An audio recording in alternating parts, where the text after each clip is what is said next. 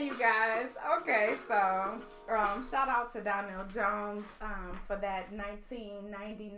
What is it? 99 Jammy Jam. I don't know that any other song is able to immediately put me in. Do people say groove anymore?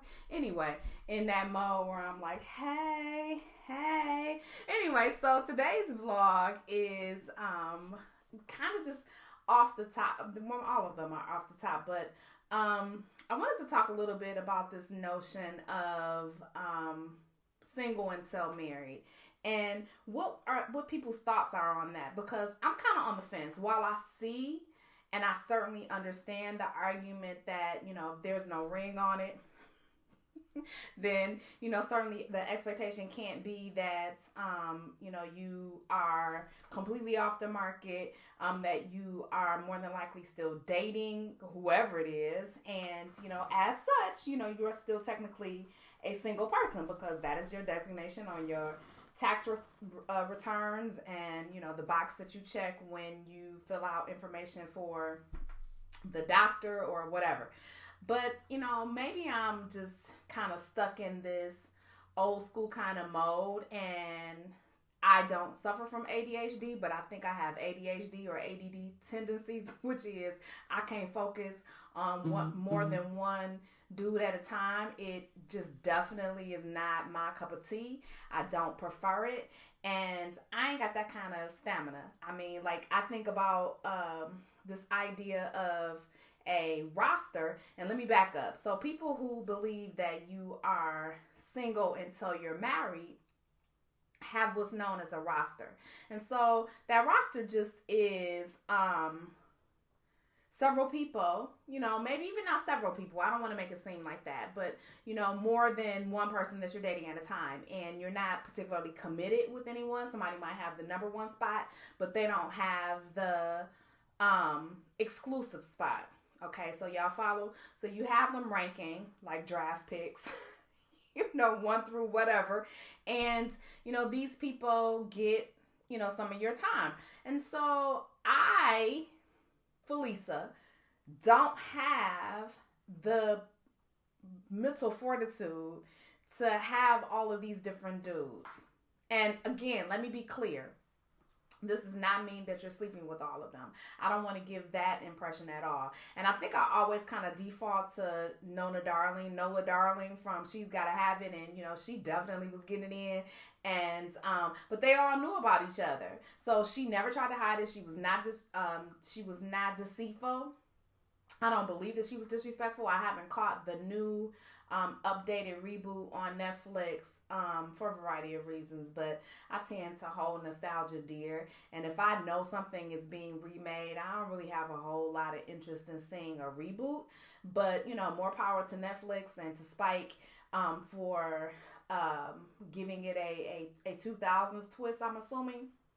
But I watched the original back in the 80s when it came out, and it was kind of unheard of, because, this woman who was sexually expressive, and if I recall correctly, she was kind of sexually fluid, but she definitely was not interested in being tied down to one person. And quite frankly, I feel like, and again, I'm recalling on recall, but I feel like, if all three of these dudes could have been just like compacted into one guy, he would have been the perfect guy for her. And, but unfortunately they weren't. And so she took bits and pieces of what she needed from each one of those encounters. But again, she was very upfront. She never told any of them that they were the only ones. She never lied to them. She never misled them. And so as such, they were all aware of each other. And so, that kind of is the idea of a roster and what a roster entails. And so I do belong to at least one Facebook group. Y'all know me in my Facebook groups. Now, in my defense, I did not add myself to this particular group. My cousin did. And so I actually texted her. I was like, cousin, is there a reason that you add me to this group? Now, I'm kind of in there because I do think that there are some nuggets, and I'll tell y'all what I think those are later on. But more than anything, I tend to respond when I think that there is some craziness going on. And so it really kind of begs the question of, what is the definition of dating? And is dating with exclusivity a trap? And is dating with exclusivity and no real tangible date for marriage, or if that's what you want? Let me be clear about that, because there are some people who are just perfectly content with dating and perfectly content with, the status quo, and they're not looking for anything else and they don't want anything else. And so dating is definitely, something that they're okay with. But if there's someone who is really interested in being more than just a girlfriend, or more than just having more than just 2 or 3 outings or whatever that might amount to per week, and so they are dating multiple people at the same time in the hopes of identifying someone who is marriage minded, someone who is ready to take that plunge, someone who is, ready to kind of take that next step with them. And I think that the trick is definitely always finding someone that you're in sync with, someone that you're compatible with, someone that is on the same page as you are. Now, I will say this. Like I said before, my ADHD ain't set up that way. I really don't have time to entertain a whole bunch of men folk. That's not in my DNA. I'm not wired like that. I definitely am a one-man kind of woman. And so if I'm dating you and I'm into you and I'm feeling you, I don't see myself giving that kind of time and energy and space to someone else. Now, here's where I think that a lot of women go off track, and here's where I differ with some of the women in the group that I'm in. I believe that, much like Habakkuk, that tells you to write the vision and make it plain so that he who reads it can run with it, I think that you need to vocalize your intent. Now, one of the things about women who have rosters is that they don't necessarily feel like they need to tell someone, what they're thinking or what their thoughts are or what have you, because they're single and they're still dating. But I feel that if you're interested in someone, if this is someone that you feel like you're compatible with, then you need to have the conversation, even if the conversation is uncomfortable. Now, it's never my intention. I don't feel like I need to pressure my guy. I don't want to pressure my guy, because that's just what we doing. Like, I ain't pregnant, and we ain't, this is not a shotgun wedding. And I want him to marry me because he feels that that's what he wants to do. Not even the right thing to do, but because he wants to make me his wife.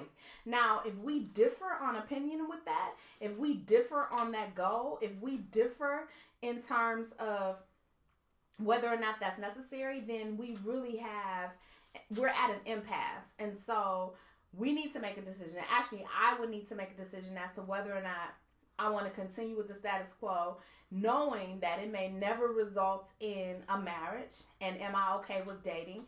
The answer to that is no, in case someone is wondering, but I'm just saying. I have to, at that point, I would need to make a decision, and I would need to be very clear about what that decision is. Now, in days gone by, in times gone by, I would always feel like, I don't want to give an ultimatum. I don't want to seem like I'm unreasonable. Men have their own timeline, blah, blah, blah, and I don't want to impose my timeline on him. And all of that is still very true. I don't want to impose my timeline and my will on a man that is not necessarily there, but we do need to have the conversation. We do need to know whether or not this is the goal. Is this a mutual goal? And I do need to express that I'm unwilling to wait 11, 12 years. I'm unwilling to wait 3 years without knowing that we're moving towards that goal. And the reason that is because we're at a point in our lives where, our children are rapidly becoming adults. Finances are not necessarily where we would like for them to be, because my thought is, I want to be on Oprah Tyler Perry level. And if that's not attainable for me, then I would just like to be able to regularly pay my bills. And I do that. So I'm not overly concerned with finances in that way. Of course, there's always ladders and you can climb up, but I'm not overly concerned about that.